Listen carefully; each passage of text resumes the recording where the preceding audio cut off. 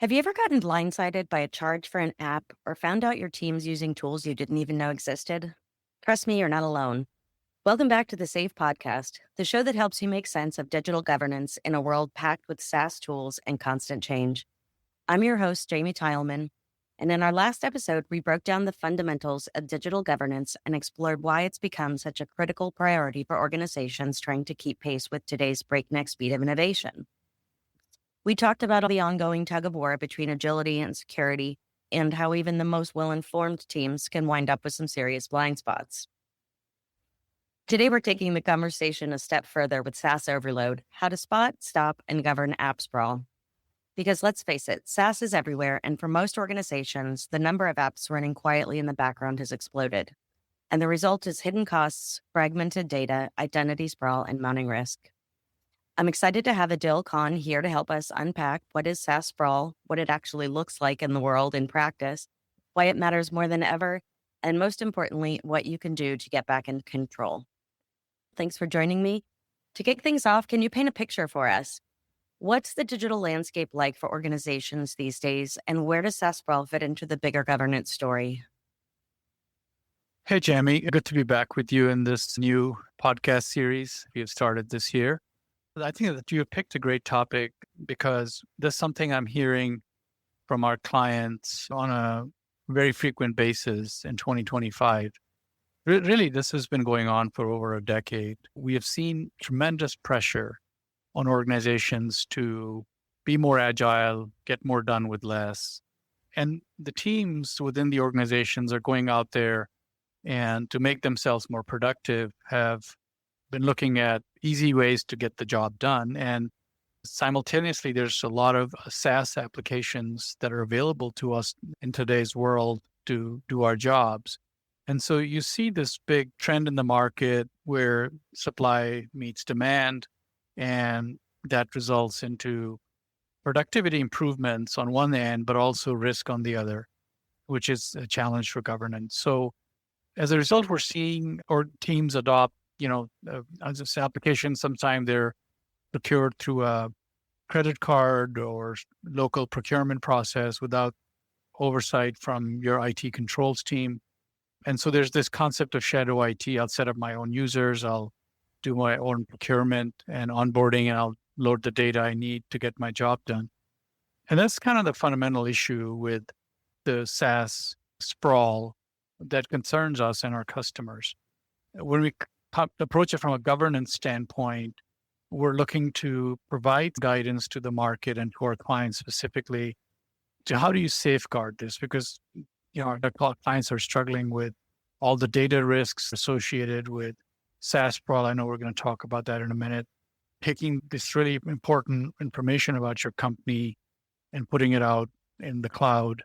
And not all SaaS applications are equally secure. So there's Great point. the challenge, right? And then, of course, the identity challenge itself, which is the challenge of our times, really, securing the identity and the risk of identities, which is how the cyber threats materialize. Companies lose most of their data assets through cyber security risks. And these are some of the challenges that we face. Let's get into the weeds a bit here.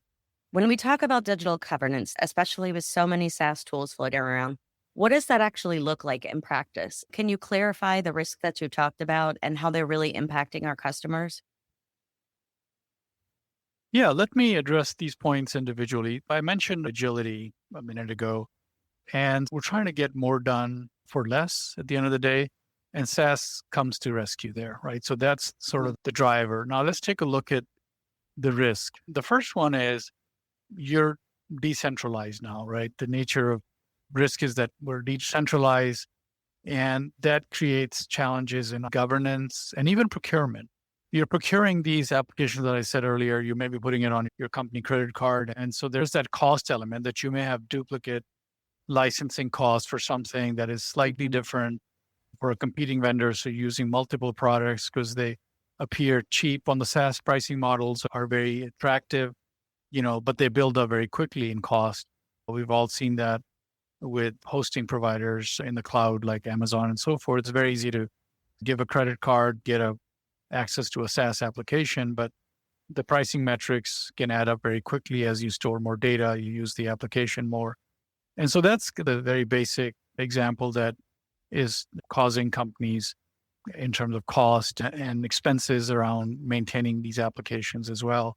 The main issue is for us from a governance standpoint is data privacy and data protection that is accessed through identities authorized through a SaaS application, which is raising not only operational challenges and sensitive data access risk, but also, as you know very well, Jamie, the regulatory compliance issues around data privacy have gotten more severe and more painful in terms of penalties.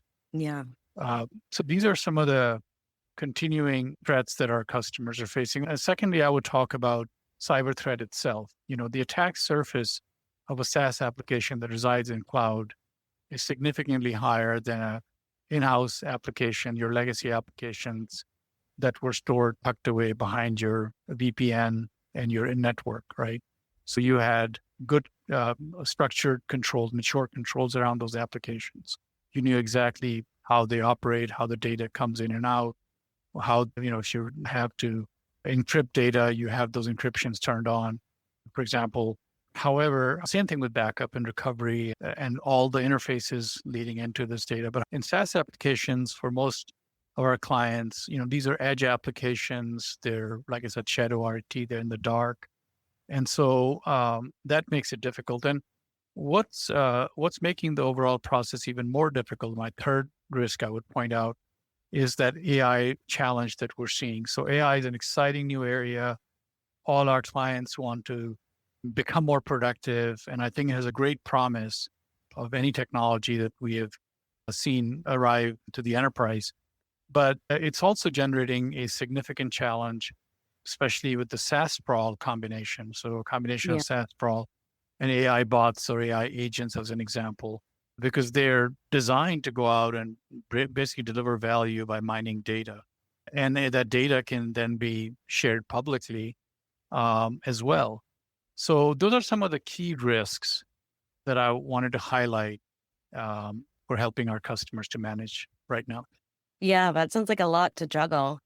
Can you share some examples of where SaaS sprawl has caused a mess for a customer or a client that you might have seen in your career, or security issues or surprise costs that nobody saw coming? Can you give us some stories about things that you've seen out there?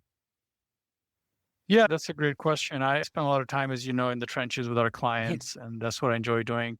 And so I recently got a call from a VP of IT security from a organization that is one of the leaders in the automotive industry in the United States. And they presented an interesting situation to us. They were in the process of modernizing, like many of our clients are, their digital footprint. So they're moving to a cloud-based ERP system. As part of that overall initiative, each of the teams are looking at how they can modernize their own areas. And so we found that during the middle of this rollout of a cloud-based ERP system, their procurement team decided that it would be better for them to have a specialist procurement solution instead of using the generic one-size-fits-all ERP solution. And so they went ahead and purchased that because they felt like it would meet their performance objectives better. It'll streamline their supply chain. They have a complex supply chain, as you might imagine, being an automotive industry. Yeah. So consequently, they purchased this very specialized procurement app, which is one of the most popular apps in the market. A number of our clients are doing that.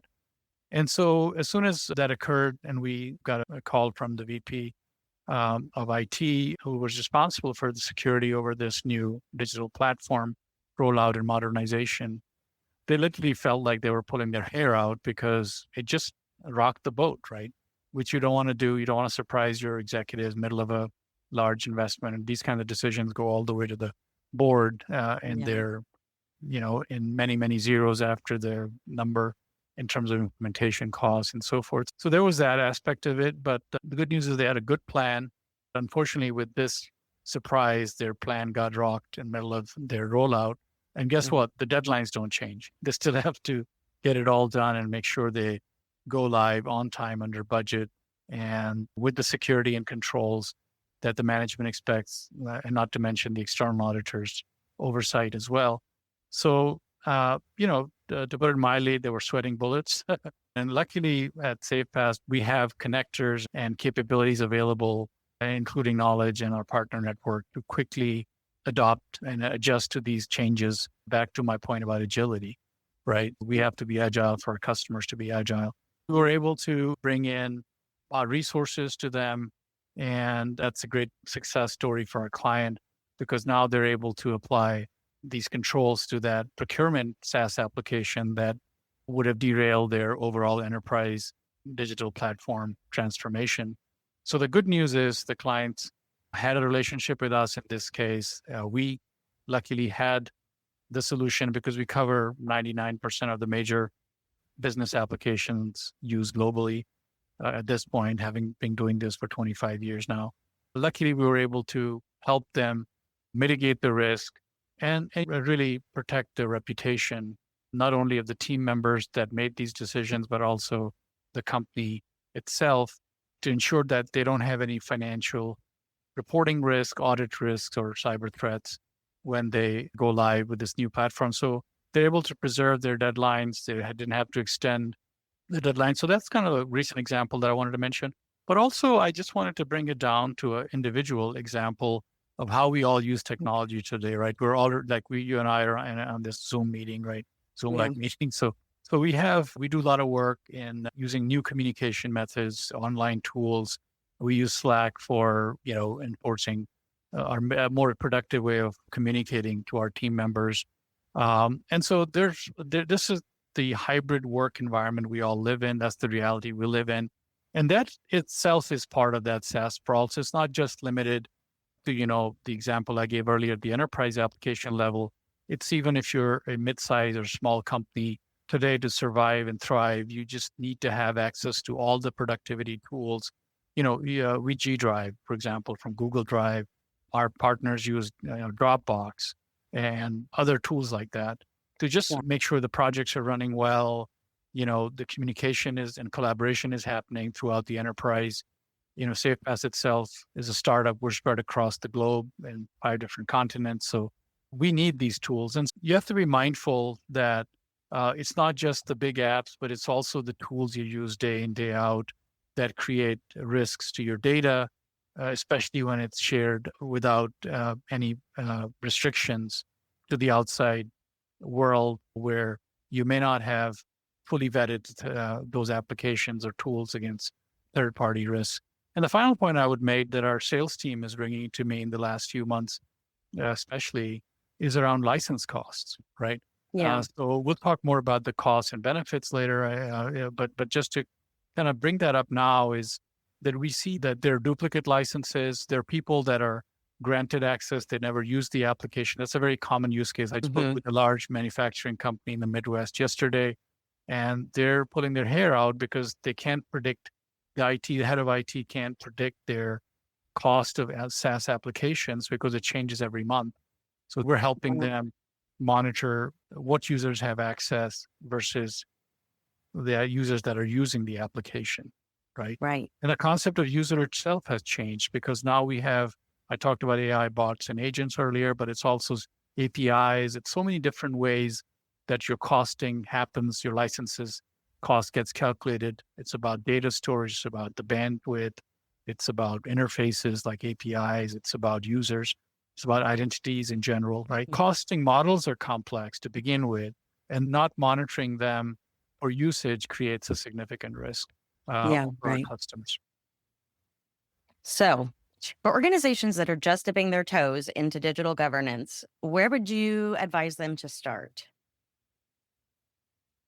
Yeah. So what I would suggest is to look at the problem in your own business, but let's talk at the macro level.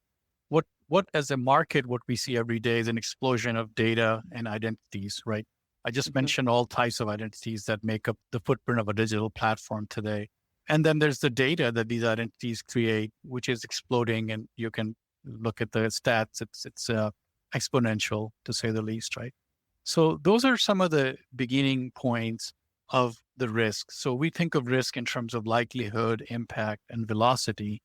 And, the impact fairly is high, the likelihood is high, and the velocity is amazingly fast and awesome. So that Yeah. creates the perfect storm in terms of us risk guys that have to watch this, and we have to build, controls and safeguards around this challenge.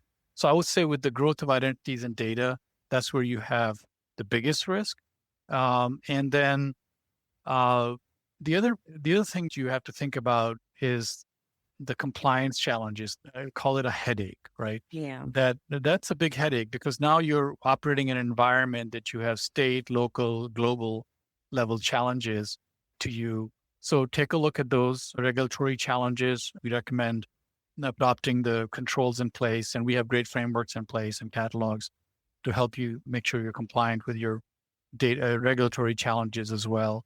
There are productivity challenges, and that's something only you can measure specific to your organization. And we provide you some tools and techniques and advice through our partner network and our own team to help you identify benchmark productivity issues that are happening across your applications. For example, the data doesn't integrate. Just because you've got 100 SaaS apps doesn't mean they all talk to each other, right? So Right. now you're back to that problem of integration across these applications, which is where I find a lot of the gray matter in the organizations. Like some will go and hack out a API against the other API, and they're flowing data from, let's say, Salesforce into their, whatever their payment system. There are some homegrown, again, shadow IT initiatives, but it's not fully visible. You may have an entity, let's say, in your procurement. So I was talking procurement earlier. In your procurement system, just pick on that example of a client I mentioned earlier. And in that specific example, now that you have a separate procurement system, you may be doing your supplier onboarding, third-party risk analysis, everything in this very sophisticated and modern procurement system, which is great for your procurement team. But guess what? The payments are still coming out of your ERP system because that's your source of truth for payments, right? And so that's the traditional issue that that we didn't have in the past because they were all tucked away in the same system. But now with the Yeah. empowered teams and options available to us to really maximize performance of our enterprise, we don't have that centralization anymore, right? So now you got separate systems. So that's another way of looking at risk from an internal perspective, not just at a macro level, but so figure out how those interactions are happening, how duties are getting performed across these SaaS applications. And then there's there's the risks around the security of the identities that I talked about, access policies risks, and so forth. So that's one way to think about building out a framework to prioritize your own specific risks. The guidance I've always offered based on what I've learned is you always take a risk-based approach to your own organization because it's not about one size fits all. So if you kind of protect yourself against these risks, prioritize that based on which applications have the highest exposure. Start with an inventory of those organizations to determine, or those applications to determine which identities are at the highest risk. Apply the standard approach to risk management, like I said, likelihood, impact, velocity. And then the number one thing that I would say that you should cover and what our customers are doing today that are the leaders in the space of protecting their businesses against SaaS is their data, right? Because data is everywhere, and data risks are ones that are going to probably come back and bite you the most. That's how you end up in the newspaper. Yes, how your Yeah. organization gets in the newspaper, and we read about data leaks every day.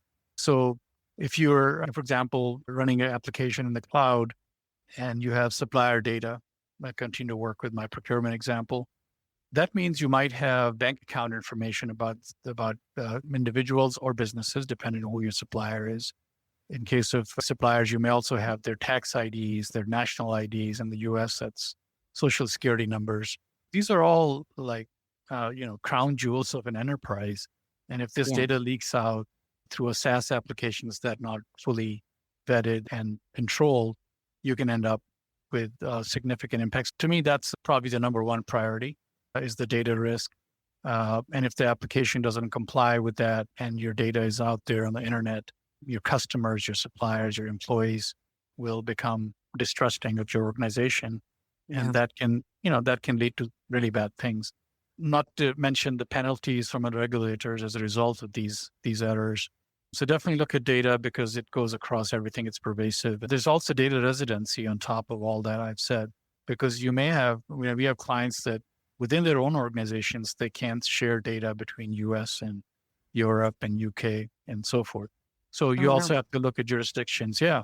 And that can cause significant challenges in terms of the risk and so prioritize in a nutshell based on your internal analysis of assessment of, likelihood impact to your business. But I gave you some general guidelines to start with these three general areas that we just talked about around data, identity, and I also mentioned AI briefly as And the well. riskiest application. So you That's use right. the example of the ERP. Yeah. So those are great places to start.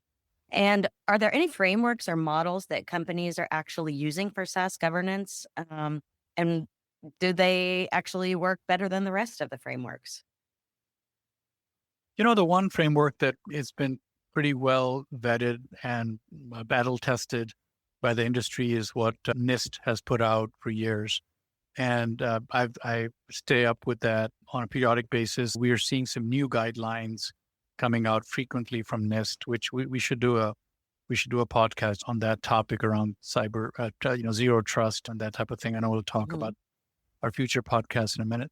But so that's a great way to start, but it's also very broad. So, that's where you need to bring it down to your specific industry, your own organization structure, your size of a company, Mm. and then scale it up or down based on where you are.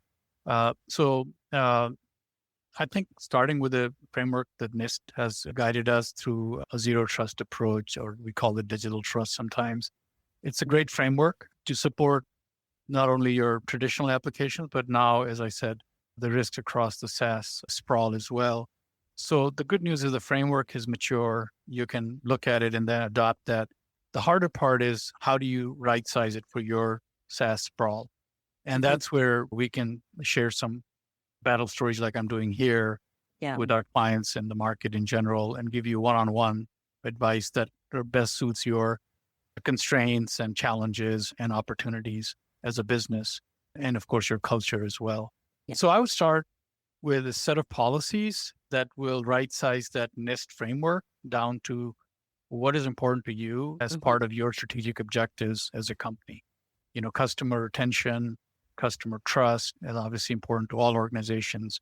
What about your Sure. supply chain? What are the policies? You want to be more flexible? You want to be more rigid? How do you want to build your supply chain? What type of policy do you want? Lots of suppliers? Do you want to switch suppliers? Do you want a few trusted suppliers? So that's where the policies come in. We have a whole catalog of policies to pick from across all major systems so that we can help you get started. We have a great partner network of risk advisors that can help you customize those policies. And then it's also technology, right? I mean, if they are using these SaaS application as a single use one and done, or is it something fundamental to a key business process that is supporting your operations? So I would say narrow down the framework, leveraging the policies, and then make sure that those policies apply across the board. So policies can't be one off, or that's something our customers have learned the hard way, because if you have too many exceptions to policies, because let's say they apply to legacy apps, but not SaaS apps and vice versa, you're going to have Mhm. a mess because nobody will trust and understand which policies go where. And we have seen customers have those highly localized policies. They end up spending more time and money and cost and all that. So we are a big proponent of global policies that you can really drive towards. And I know it's not always possible, but get as close to that ideal standard. And, there will be some exceptions, but let's make sure the exceptions are 5%, 10%, but not 80%, right? So Yeah. that'll be Right. my Right. big guidance, what I've learned working with evaluating policies and how to implement that.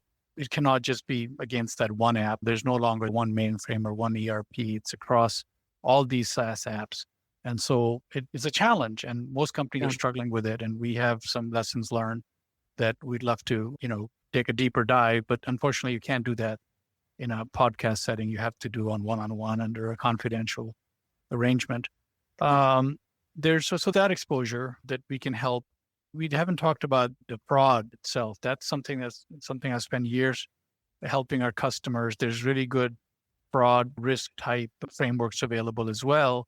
The standard ITGC frameworks are pretty good. Many of our clients are publicly listed companies in the US and follow the overall guidelines from the PCAOB, SEC guidelines, which are based on what we typically term as SOX controls. All of these frameworks are there available to you. You can pick and choose and then really customize them based on your strategic objectives, your culture, your organization objectives, and so forth. So that will protect you. Now, the last point I wanted to make before we move on is I focus more on framework and policies, but I think we'll also keep the risk in mind as you make these policies. And one of the things that you cannot overlook is the protection these frameworks offer you against fraud risk. So our number one challenge right now as businesses is these social engineering attacks, right? Where, something slips through your firewall, your spam engine, and someone clicks on it and suddenly there's a ghost account or a dormant account that was inactive that now a ransom has crept through. And now you've got multiple problems, right? You could end up having a ransom attack, or you can have a basic fraud. So I go in, take over your identity and change the bank account of a supplier to my personal bank account in some foreign country where the US does not have any contacts to recover that money. And so that's a huge risk. And, there's fraud. Last time I checked, around $2 trillion a year. We need to help our customers and the market in general provide not only that framework like you asked, but also these specific dialed in policies unique to their own organization. We're here to help as part of our mission to protect organizations against it. I've heard you mention throughout the discussion that we've been having about us having a single source of truth. Can you tell me why that's so important, especially when you have a lot of SaaS and hybrid apps in your environment? And to have a reliable source of information about identities, usage, and audit data, can you talk more about what your vision or your understanding of the single source of truth is? Yeah, let's back up to what governance is. Governance is essentially about ensuring that companies has a common goal that's set by the stakeholders, the board, the executives. It's got a mission as an organization. Because you have a common mission and a common goal or a plan, a business plan is a good way to look at it. You need a single source of truth for people, process, and technology to be aligned with. If those sources of truth are different, you're going to have a misalignment between how people produce what your objectives are, how processes are executed, and how technology is implemented. And so that's where the alignment comes in through a single source of truth. And now that concept gets challenged in the SaaS sprawl, right? Because you have multiple sources for suppliers and customers and employee information, how do you bring it all together? And that's what our customers and market in general is struggling with today. It's like going on a sailboat with two compasses, right? Which one is right? One of them is pointing slightly off the North Pole and the other one isn't. Which one is right? Which one is wrong? So you can end up with, a 3 degrees of difference in a whole different continent. So you really have to have that single source of truth to get to the objectives that your organization has. We think from a governance perspective at SafePass. You think about hundreds of apps, you have hundreds of compasses, to use my analogy there. And so this is a fundamental problem with having the SaaS sprawl, right? And so your data is inconsistent. I give you some examples of master data, but it could be all kinds of transactional data. We have some organizations that use in retail, for example, they use a point of sale system. That data needs to be eventually brought into their financial system, the back office. And if that's not matching up, you have a problem. So if you have multiple SaaS applications doing point of sale, you can imagine in a retail industry, as an example, what a mess that would be for decision makers and day-to-day workers, right? So that's why I feel like that's a challenge that SaaS has made it more difficult for senior managers to manage the business. Mm-hmm. And when you say that data isn't integrated, I've read a lot of articles that say that data is fragmented or the environment is fragmented. What does that actually mean? So if my data is fragmented, what does that mean to me as a decision maker? Yeah, I think that's a good dig into what I just said. So let's dig into that a little bit more. So when your data has pieces that are spread across different applications, I'll keep working on my example to keep things simple here. So some of the supplier information is in your procurement system, like the supplier, maybe profile and detailed bank account, etc. But then the payment history terms agreement on how we pay them, contract terms, so forth, these are in your financial back office system or an ERP system. That creates fragmentation of data. And you can imagine the same thing for, your customer data, your employee data, et cetera, right? You have different systems to drive employee performance. For example, SuccessFactors is a great tool we work with for employee performance. And then you have Workday as a tool that does more of the back end HR management, right? So those are the fragmentation examples that come to mind. And because these applications are not built by the same company, and some of them don't even support the same protocols for APIs, it has fragmented the data in this new SaaS world. And basically, we see customers coming to us with problems like pulling their hair out saying, we are cutting and pasting data from one app to the other app, which was the reason of streamlining all this stuff. So now instead of becoming a more agile organization, you've become a more rigid and difficult organization to do the work. And so what we offer is the ability to seamlessly integrate data if you have a source of truth, like we talked about a minute ago, or if you want to leverage SafePass as your data bank, and because it's a separate vault away from everything. And then we have the insight, safe insight, and other analytics available. So everybody can work off the same set of truth and have the entire data in a single applications as opposed to fragmentation. Yeah, that sounds like it would be the ideal picture.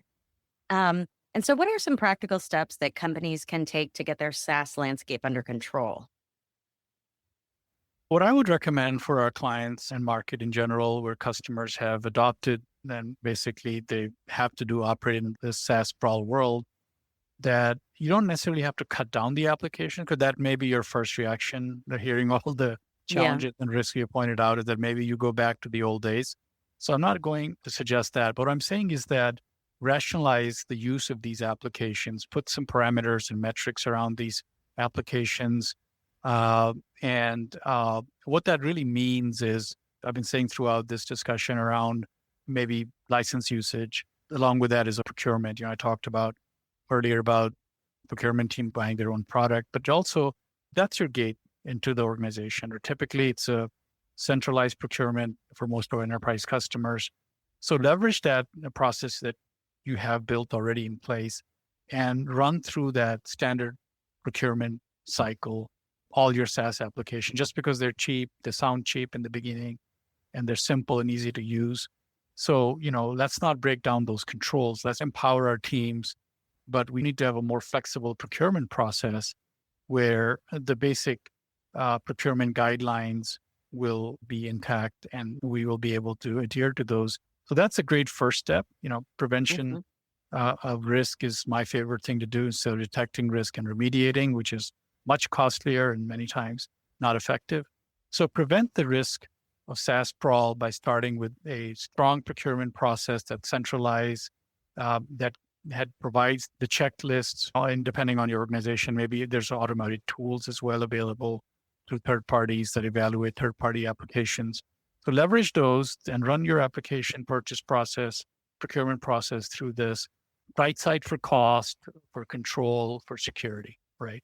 So those are three elements you want to make sure they're part of your vetting process for onboarding new SaaS applications. And then in terms of a little bit deeper dive, I would say that don't just stop with that procurement process, put in ongoing, what we call monitoring controls on all of these applications. So as I said before, monitor the usage of these applications against the licenses you purchased, monitor the data flow, monitor the integration. That's a great way to identify incidents that are happening and then proactively resolve them and prevent them from recurring. And that'll get you also compliant with your IT general controls framework, which is Nice essential. benefit. Yeah, that's another benefit. So that would be a great way to start. Um,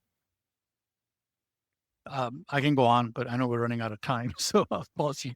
No, I was going to ask you. So, have you seen examples, or can you tell us about examples of cost savings or risk reduction, or even the simplification of operations that you've seen in some of your work in the trenches? Yeah, so the first one is obviously cost saving. I think that if you listen to what we've talked about, that comes across clear. It's a SaaS Sprawl.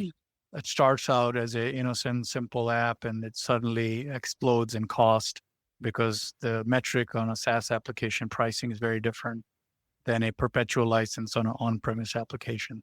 The first thing where we can help you and where our customers are seeing results is cost savings. It's a bottom line advantage. If you're going to run SaaS applications, you need to have IT governance like SafePass to protect you against getting overcharged and paying more. So that's the bottom line ROI number that our customers see within the first 6 months of using our tools and controls that we have built specifically to address the SaaS sprawl. It highlights all those grassroots effects that are beneficial in one way by empowering employees, but also harmful in the other way where it can get out of control. So we bring that centralized framework, and that's where I see our customers coming back and saying, this is what's driving their biggest advantage of adopting the controls and governance framework built into SafePass, along with some best practices in a centralized framework. Examples would be provisioning, deprovisioning in and out of applications, data integration to get rid of that master data challenge through fragmentation, monitoring, onboarding, offboarding, changing roles, all that. SafePass provides you that platform as a backbone of controls framework for your entire SaaS set of applications and cloud infrastructure as well, which is also part of the mix of that SaaS sprawl. Sounds So like some great benefits there. Beyond security and compliance, how can good governance actually help a company find new opportunities to get ahead? yeah, so we at SafePass spend a lot of time thinking about businesses and how can we make them more productive. We specialize in discovering these hidden risks, which we've talked about the SaaS sprawl today. But ultimately, our goal is really to improve the bottom line for our customers, and that's where the value of the organization goes up, and we see the benefit of our customers realize the full benefit of it. If you talk to the CFOs and the organization leaders, they're saying, okay, we get the security, cost reduction is great, compliance is costly, security controls are costly, but what can you do to get us into new opportunities? As we always think in terms of, okay, how can we make the organization more productive, remove bottlenecks so they're operating quicker, faster, more agile, and how the technology, which is what mostly the session is all about, can be right-sized for the business. That's where we find the sources of value beyond security and compliance that we aim to achieve for our clients. That's something we discuss upfront way before they become customers. Our focus is looking at their current infrastructure, understanding their pain points, and drilling into the implications of those pain points. For example, segregation of duties is a very common reason why customers come to us, because we've been doing this work for our enterprise customers as a market leader for decades, right? So we don't stop on just like, hey, we'll flip the switch, you'll get a report. We dig into, what does that mean to you if you don't remediate the risk in a timely manner? Why do you have risk in the first place? Maybe you have a broken down provisioning process. Now that you have 100 apps, you're not provisioning as efficiently when you had 3 apps. Mm-hmm. So can you streamline that process? And so we find that the source of value of good governance beyond security and compliance is really lowering the risk and managing the business, the cost of managing risk and cost of managing the business. And so that's where we strive to look for opportunities and values on our customers. We talk quite a bit about that.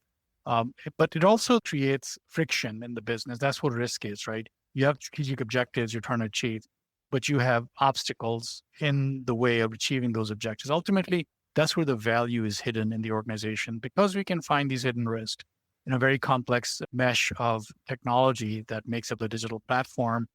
Very precisely, we call it fine grain.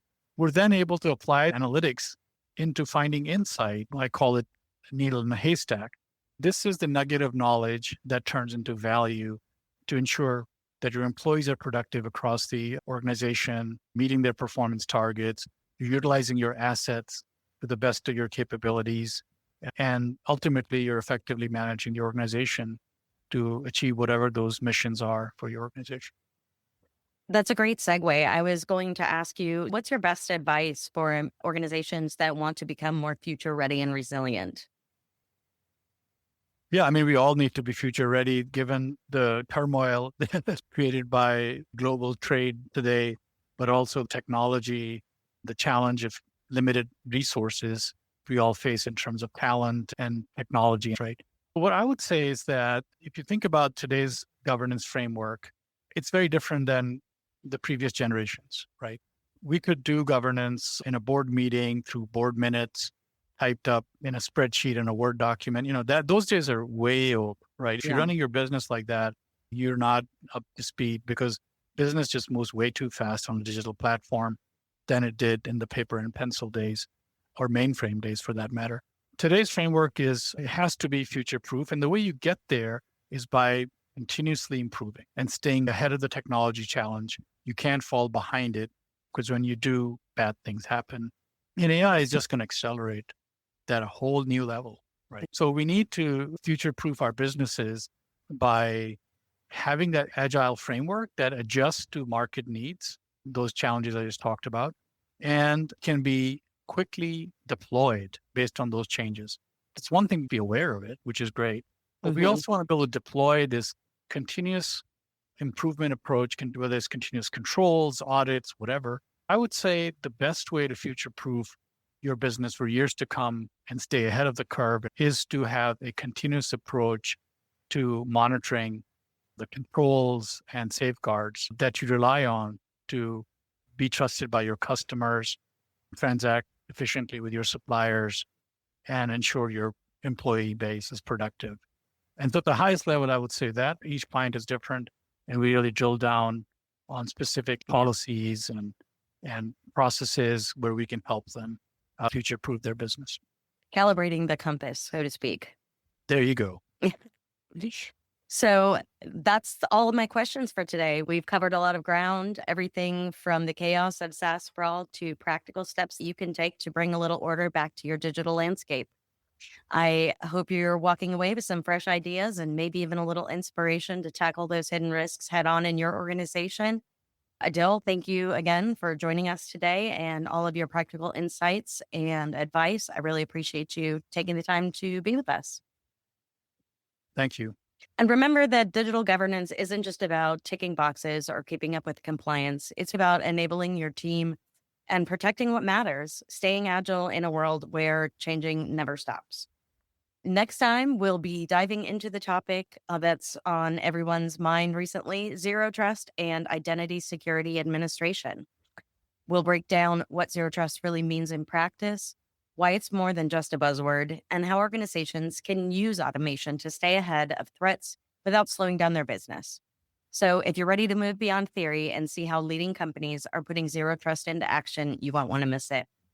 Thanks for listening. And as always, stay informed, stay safe, and I'll see you next time on the Safe Podcast.